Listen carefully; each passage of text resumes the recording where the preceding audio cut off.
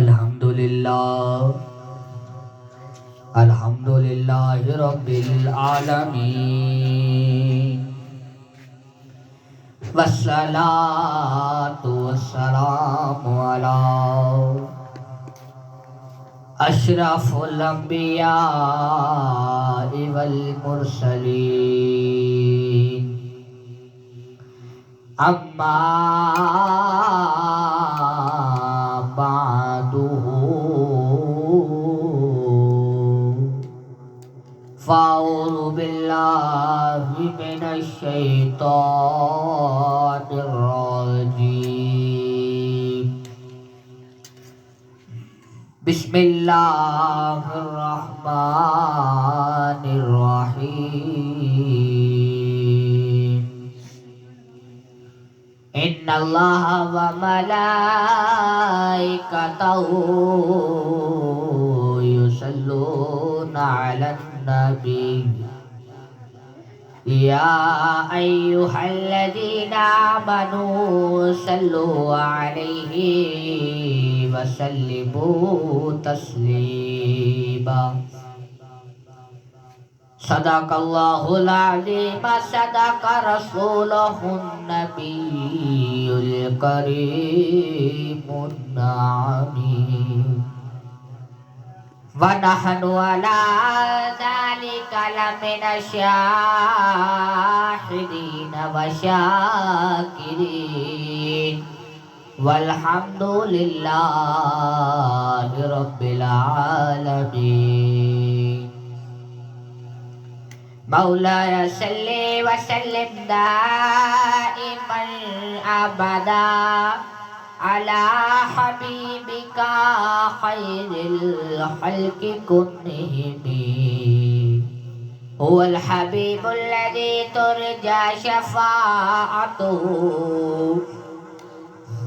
لكل حول من الأحوال مقترب بلغ العلا بكماله كشف الدجى بجماله حسنت جميع خصاله صلوا عليه وآله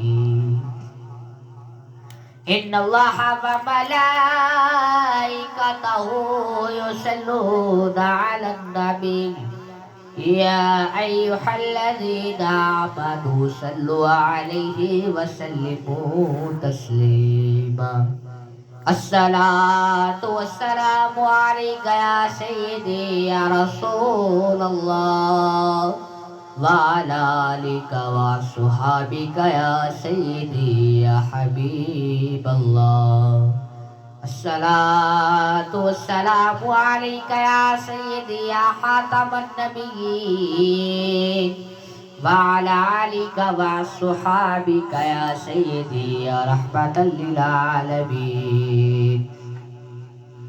نہایت ہی وحجیب الاحترام معزز و محتشم سامعین و سامعات، میں نے آپ سب کے سامنے قرآن مجید فرقان حمید سے آیت مقدسہ تلاوت کرنے کا شرف حاصل کیا۔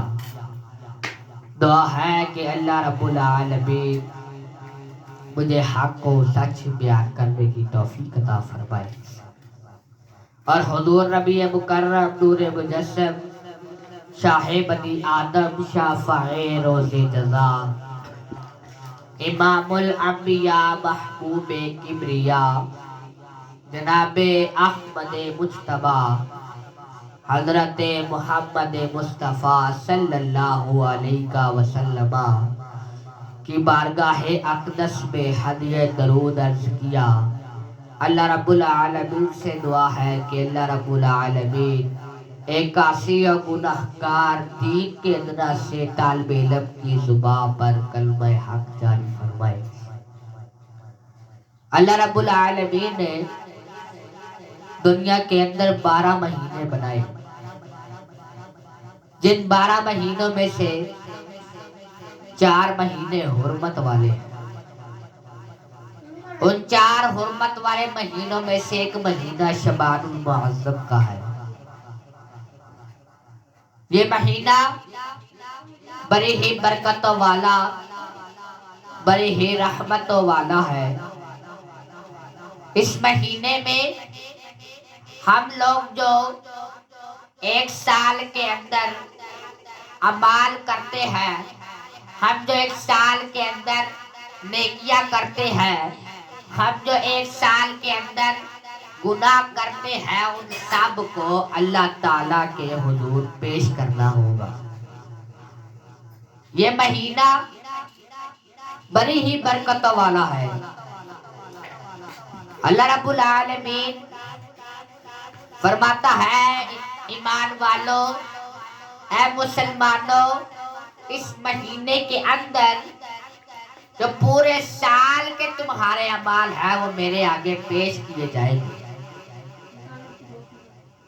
اور حضور علیہ الصلوۃ والسلام آپ حدیث پاک میں فرماتے ہیں کہ جو انسان شعبان المعظم کے اندر مجھ پر درود بھیجتا ہے، جو انسان شعبان المعظم کے اندر نوافل ادا کرتا ہے، جو انسان شعبان المعظم کے اندر روزے رکھتا ہے، اس نے میری سنت کو پورا کیا۔ یعنی کہ حضور نبی کریم علیہ الصلوۃ والسلام حدیث پاک میں فرماتے ہیں کہ شعبان میرا مہینہ ہے اور رمضان اللہ کا مہینہ ہے۔ یہ جو شعبان کا مہینہ ہے یہ حضور نبی کریم علیہ الصلوۃ والسلام کا مہینہ ہے۔ حضرت عائشہ صدیقہ رضی اللہ تعالی عنہا آپ حدیث پاک میں فرماتی ہے کہ رمضان کے علاوہ حضور نبی کریم علیہ الصلوۃ والسلام پورے سال کے مہینوں سے زیادہ شعبان کے مہینے میں روزے رکھا کرتے تھے۔ کبھی بھی آپ نے اتنے روزے رمضان کے علاوہ کسی مہینے میں نہیں رکھے، اتنے روزے آپ نے شعبان کے مہینے میں رکھے۔ پھر عائشہ صدیقہ رضی اللہ تعالی عنہا آپ فرماتی ہے حضور علیہ الصلوۃ والسلام سے، حضور علیہ الصلوۃ والسلام آپ اتنے روزے شعبان میں کیوں رکھتے ہیں؟ حضور فرماتے ہیں کہ مجھے پسند ہے کہ میں روزہ دار ہوں اور روزے کی حالت میں میری موت ہو جائے، اور روزے کی حالت میں میری موت ہو جائے۔ پھر عائشہ صدیقہ رضی اللہ تعالی عنہا نے حضور سے پوچھا کہ حضور علیہ الصلوۃ والسلام آپ شعبان کے مہینے کے اندر اتنے روزے کیوں رکھتے ہیں؟ حضور نے فرمایا اس مہینے کے اندر اللہ تبارک و تعالی کے سامنے ایک سال کے اعمال پیش کیے جاتے ہیں، تو روزے رکھنے کی برکت سے ہمارے اعمال میں نیکیاں لکھی جاتی ہیں، اس لیے میں شعبان کے مہینے میں سب سے زیادہ روزے رکھتا ہوں۔ ایک واقعہ ہے شعبان کے مہینے کا، 3 بچے تھے، وہ اپنی اپنی نوکریوں پہ صبح جا رہے تھے کہ رستے میں بڑی تیز بارش شروع ہو۔ وہ تینوں بچے پریشان ہو گئے کہ بڑی تیز بارش ہو رہی ہے، کیا کریں؟ انہوں نے اپنے دائیں طرف دیکھا، وہاں پہ ایک غار کھلی ہوئی تھی، وہ اندر چلے گئے۔ جب وہ اندر چلے گئے تو بڑی تیز ہوا چلی، اس ہوا سے ہل کر پتھر اس غار کے آگے آ گئے اور غار بند ہو گئی۔ بڑے پریشان ہوئے بیچارے، کہنے لگے اتنا بھاری پتھر ہم کیسے اس کو ہلائیں، اتنا بھاری پتھر ہم کیا کریں؟ ہم نے اپنے گھروں کو جانا ہے، ہمارے والدین پریشان ہوں گے، ہمارے گھر والے پریشان ہوں گے۔ وہ بھی یہی کہہ رہے تھے کہ ان کی آنکھوں میں آنسو آ، وہ رونے لگے۔ پہلے بھائی نے کہا اے میرے پیارے بھائیوں، پریشان نہ ہو، ہم اپنے نیکیوں کا واسطہ دے کر اللہ سے کہتے ہیں اے اللہ، ہم نے تیرے دنیا کے اندر جتنے بھی گناہ کیے ہمیں معاف فرما اور اس پتھر کو ہٹا دے۔ جب اس بھائی نے اپنے دونوں بھائیوں کو بتایا، بھائی نے کہا ٹھیک ہے، ان بھائیوں نے کہا ٹھیک ہے، ہم کر کے دیکھ لیتے ہیں۔ پھر سب سے پہلے بھائی نے اللہ کے آگے ہاتھ پھیلائے اور رونے لگا، اللہ کا گر گرا کر دعا مانگنے لگا، اے اللہ، میں نے دنیا کے اندر اپنے والدین کی خدمت کی تھی، اس نیکی کی وجہ سے اس پتھر کو ہٹا دیا۔ وہ پتھر ہلکا سا سائیڈ پہ ہو۔ دوسرے بھائی کی باری آئی، وہ دوسرا بھائی اللہ کا گر گرا کر رونے لگا اور دعا مانگنے لگا، اے اللہ، ایک دن میں زنا کی حالت میں مبتلا ہو گیا تھا، اے اللہ، ایک دن میں ایک عورت کے ساتھ حرام کام کرنے لگا تھا، اس وقت میرے دل میں خیال آیا،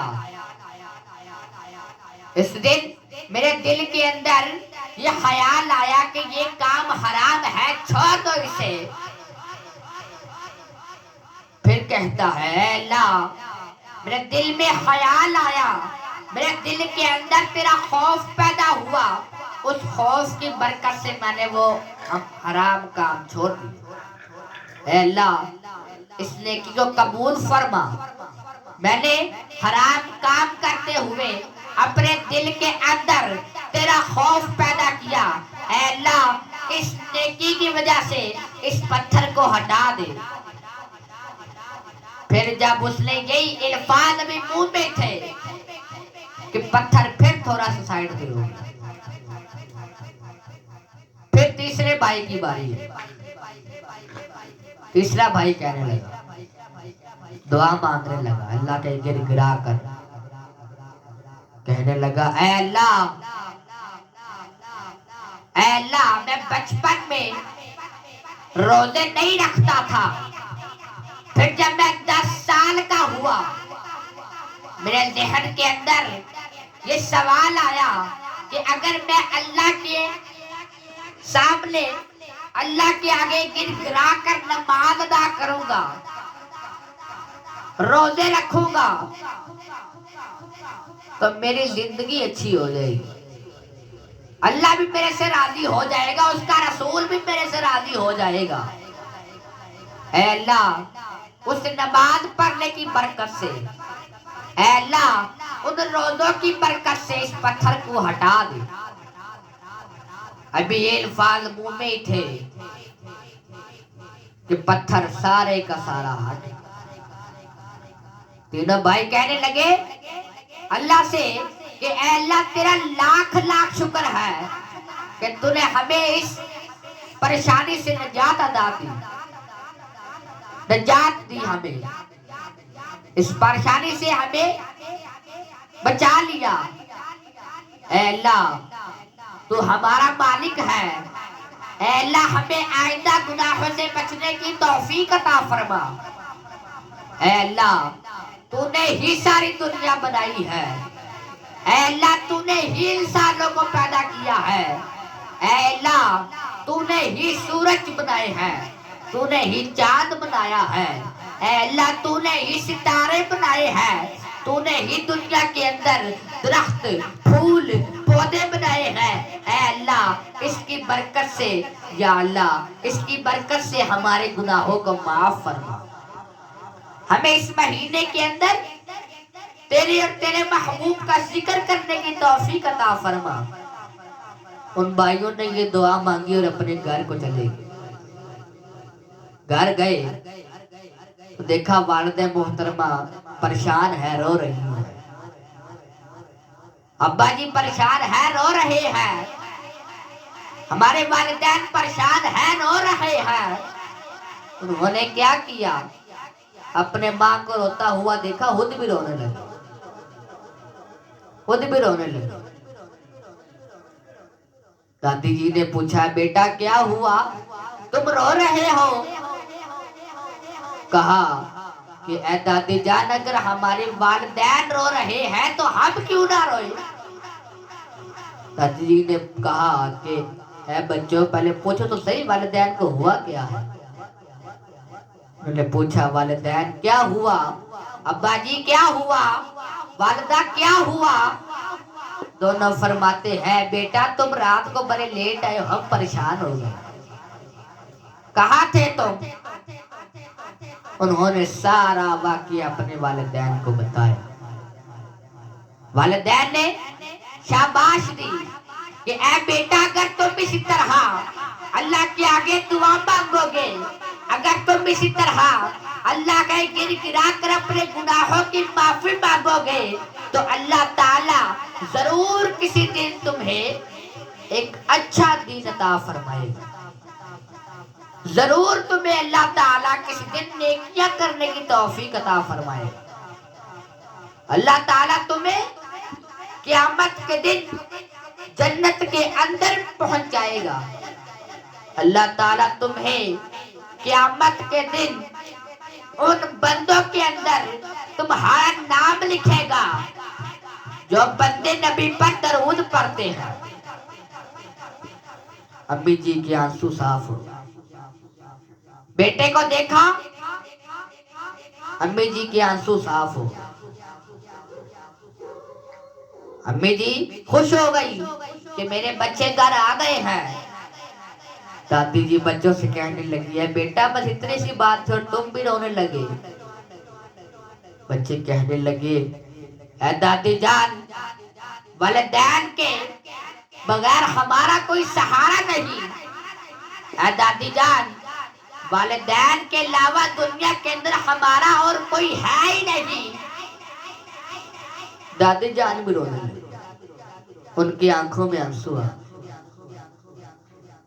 دادی جان کہنے لگی اے بچوں کاش میں بھی اپنے والدین کی خدمت کرتی اور مجھے بھی ایسا سرور حاصل ہوتا.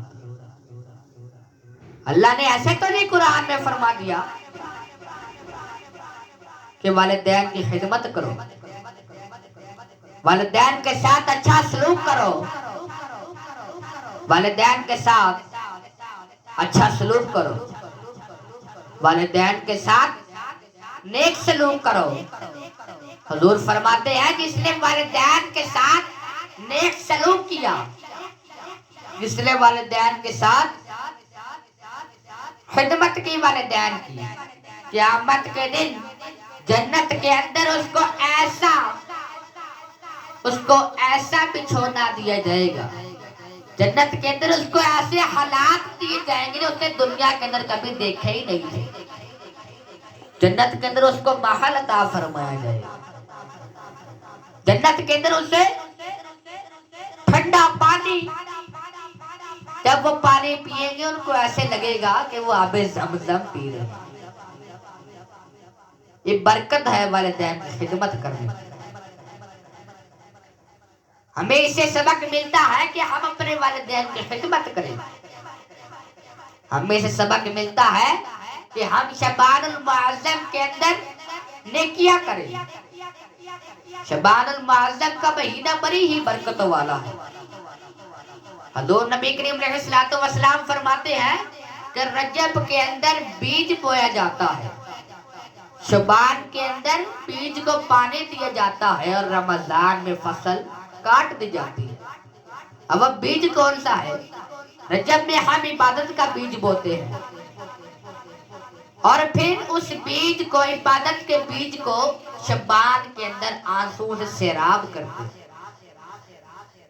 یعنی کہ ہم اللہ کے آگے گر گرا کر دعائیں مانگتے ہیں، معافیاں مانگتے ہیں، کیونکہ اللہ نے فرمایا تھا اے آدم تیری اولاد جتنی دفعہ میرے سے معافی مانگے گی میں اسے اتنی دفعہ معاف کروں گا.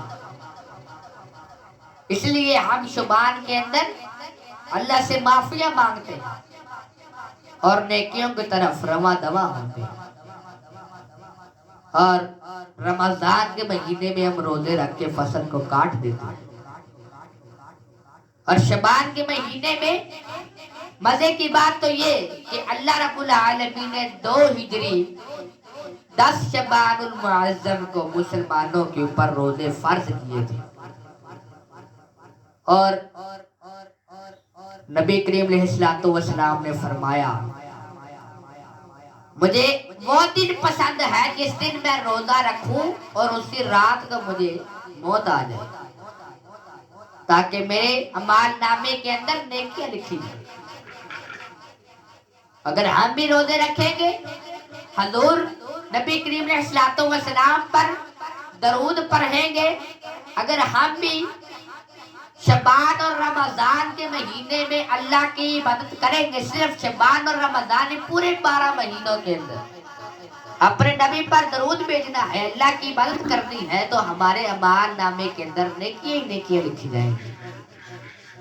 پھر جب انسان کوئی بندہ ہوتا ہے، جب وہ دنیا سے چلا جاتا ہے، قبر کے اندر اس کے 2 فرشتے آتے ہیں، آ کے اسے بٹھاتے ہیں، پوچھتے ہیں، سوال جواب کرتے ہیں۔ جب اسے بٹھایا، اسے پہلا سوال کیا من ربو کا، تمہارا رب کون ہے؟ دوسرا سوال کیا ما دینو کا، تمہارا دین کیا ہے؟ تیسرا سوال کیا ما نبیو کا، تمہارا نبی کون ہے؟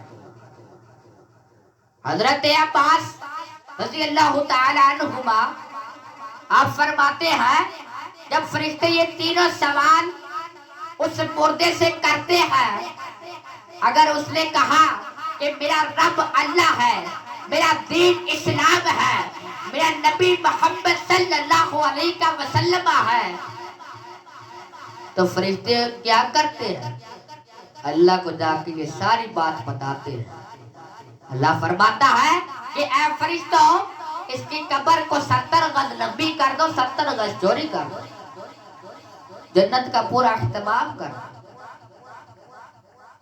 پھر یہ تو ابھی مومن بندہ ہے، آگے کافر کی بات ہے۔ جب دنیا سے جاتا ہے، وہ قبر میں دفنا دیا جاتا ہے، لوگ چلے جاتے ہیں دفنا دیا، اس سے پھر فرشتے آتے ہیں، بٹھاتے ہیں، پوچھتے ہیں من ربو کا، تمہارا رب کون ہے؟ ما دینو کا، تمہارا دین کیا ہے؟ پھر فرماتے ہیں ما نبیو کا، تمہارا نبی کون ہے؟ اس وقت وہ کافر جھوٹا ہو جاتا۔ فرشتے پوچھتے ہیں من ربو کا، تمہارا رب کون ہے؟ کافر کہتے ہیں منو پتہ ہی نہیں۔ پھر پوچھتے ہیں تمہارا دین کیا ہے؟ کافر کہتا ہے مجھے پتہ ہی نہیں۔ پھر پوچھتے ہیں کہ تمہارا نبی کون ہے؟ کافر کہتا ہے تمہیں پتہ ہی نہیں۔ فرشتے جا کر اللہ تعالیٰ کو بتاتے ہیں، اللہ تعالیٰ فرماتے ہیں اس کو اگر تینوں سوالوں کے جواب کا نہیں پتا تو اس کو سزا دی جائے۔ سزا کیسی دی جائے؟ اس کی قبر کو 1 گز چوڑی اور 1 گز لمبی کر دی۔ اس کی قبر کو، اس کے قبر کو آپس میں ملا کر اس کے جسم کو دبا دیا جائے، اس کی ہڈیاں ختم کر دی جائیں، اس کو ایسے عذاب میں مبتلا کر، اس کو پتہ ہی نہیں کہ تمہارا رب کون ہے، تمہارا نبی کون ہے، تمہارا دین کیا ہے۔ اللہ فرماتا ہے جس نے دنیا کے اندر کوئی عمل نہیں کیا، اس کے لیے سزا ہی سزا ہے۔ یہ دنیا عارضی ہے، اس دنیا نے کسی نہ کسی دن ختم ہو ہی جانا ہے۔ آپ بھی سمجھ لیں کہ یہ دنیا ایک بلبلے کی طرح ہے، اگر بلبلا پھٹ جائے گا تو قیامت آ جائے گی۔ اور دنیا اللہ نے کیوں بنائی؟ دنیا صرف انسان کے اعمال کے لیے بنائی گئی ہے، اللہ کی عبادت کے لیے بنائی گئی ہے۔ اگر ہم اللہ کی عبادت کریں گے، دنیا سے جائیں گے نیک اعمال لے کر جائیں گے۔ اللہ کے آگے اگر ہم نیک اعمال لے کے کھڑے ہوں گے، ہمارے چہرے مبارک سے، ہمارے جسم مبارک سے نور برسے گا۔ فرشتے پوچھیں گے کہ اے لوگوں تم کون ہو؟ تم نبی ہو یا اولیاء وہ فرشتے فرمائیں گے کہ نہ تو ہم نبی ہیں نہ تو ہم اولیاء ہیں، صرف ہم اللہ کے بندے اور اس کے امتی ہیں، بس اور کچھ بھی نہیں ہے۔ اللہ کے بندے ہیں اور اس کے رسول کے امتی ہیں۔ یہ ایسا جسم ایسا منہ ہمیں ایسے نہیں عطا ہو جاتا، ہمارے منہ سے ایسے نہیں نور برس لگتا۔ اگر ہم نیک عمل کریں گے تو قیامت کے دن ہمارا ہاتھ سب سے زیادہ بلند ہوگا کہ ہم حضور کی امتی ہیں۔ یہ جو 3 سوال ہے، اگر ہم ان تینوں سوالوں کا جواب صحیح سے دیں گے تو انشاءاللہ العزیز ہم جنت کے اندر ہمیں بڑا محل ملے گا۔ جنت کے اندر ہمیں اللہ تعالیٰ ہر چیز عطا فرمائے گا، لیکن حضور فرماتے ہیں حدیث پاک میں، جو چیزیں تمہیں دنیا کے اندر حرام ہے وہ چیزیں تمہارے لیے جنت میں حلال کر دی جائیں گی۔ لیکن اگر ہمارے اعمال اچھے ہوں گے تو ہم دنیا سے جائیں گے تو ہمیں جنت ملے گی، نہیں تو ہم جہنم کی آگ میں سڑتے رہیں گے۔ اگر اللہ رب العالمین فرماتا ہے کوئی انسان جھوٹ مارتا ہے تو قیامت کے دن اسے ایسا عذاب دیا جائے گا کہ اس کی ہڈی نہیں بچے گی، اس کے جسم کے اندر گوشت نہیں بچے گا، جل کے راکھ ہو جائے گا۔ راکھ کیسا؟ اس کے منہ سے آگ کا شعلہ ڈالا جائے گا اور کمر سے باہر آئے گا، اس کا جسم سارا جل گیا ہوگا۔ جب وہ شعلہ باہر نکلے، یہ سزا ہے جھوٹ کی۔ ہمیں جھوٹ سے بھی پرہیز کرنا چاہیے، ذکر انبیاء ہر وقت منہ میں رہنا چاہیے، ذکر اللہ ہر وقت منہ میں رہنا چاہیے۔ ہمیں اپنے اعمال کو درست کرنے کی ضرورت ہے۔ اللہ تعالیٰ عمل کی توفیق عطا فرمائے۔ وآخر دعوانا ان الحمدللہ رب العالمین۔